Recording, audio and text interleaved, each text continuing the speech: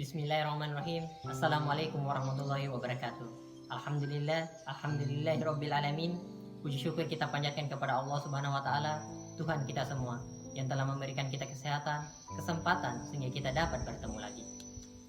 Salawat dan salam tetap kita curahkan kepada Nabiullah Muhammad SAW, Nabi yang telah membimbing umat manusia dari alam kegelapan menuju alam yang terang benderang. Teman-teman sekalian, di akhir tahun 2024 ini, marilah kita sama-sama merenungkan dan mengambil hikmah dari perjalanan waktu yang telah kita lalui. Tahun yang penuh dengan tantangan, dinamika sosial, dan juga perubahan dunia yang begitu cepat.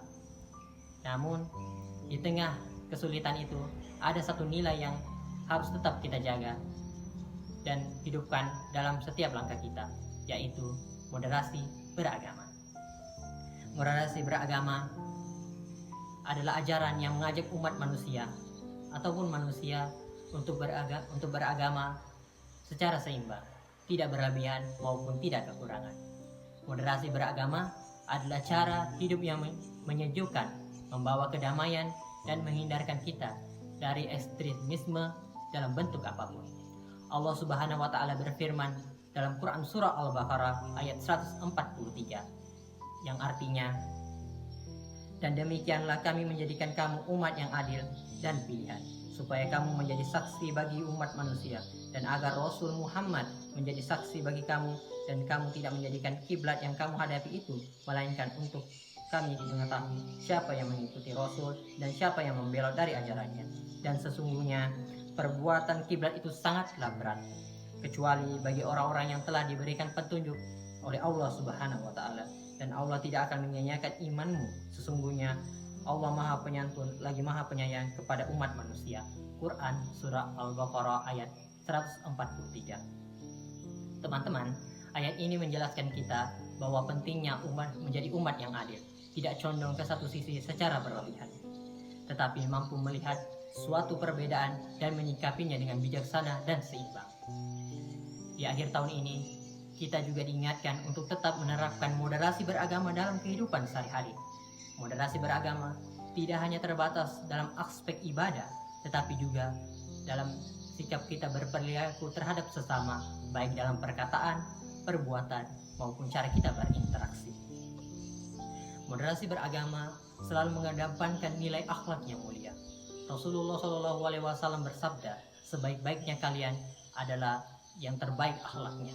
Hadis riwayat Bukhari dan Muslim. Akhlak yang mulia ini itu mencakup toleransi, saling menghargai, dan menjaga persatuan dan kesatuan di tengah keragaman yang ada. Kita harus mampu menghargai perbedaan pendapat maupun agama, budaya, suku, dan bangsa, tanpa harus merasa bahwa diri kita ini lebih unggul dari yang lainnya. Moderasi beragama juga mengajarkan kita untuk menghindari sikap yang ekstrim, baik dalam hal ibadah maupun sosial dan politik. Dalam konteks ibadah, kita diajarkan untuk tidak berlebihan. Kita tidak perlu merumitkan hal yang sudah jelas dan sederhana hukumnya. Contohnya seperti hukum sholat, puasa, maupun zakat. Begitu juga dalam kehidupan sosial, kita harus saling menghargai pendapat, perbedaan, sehingga kita bisa hidup secara rukun dan selalu bersama.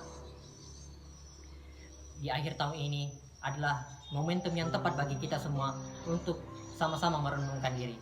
Mari kita bersama-sama introspeksi diri. Apakah kita telah menjalankan moderasi beragama yang baik? Apakah kita telah menjadi pribadi yang baik? Dan apakah kita telah bermanfaat bagi sekitar kita?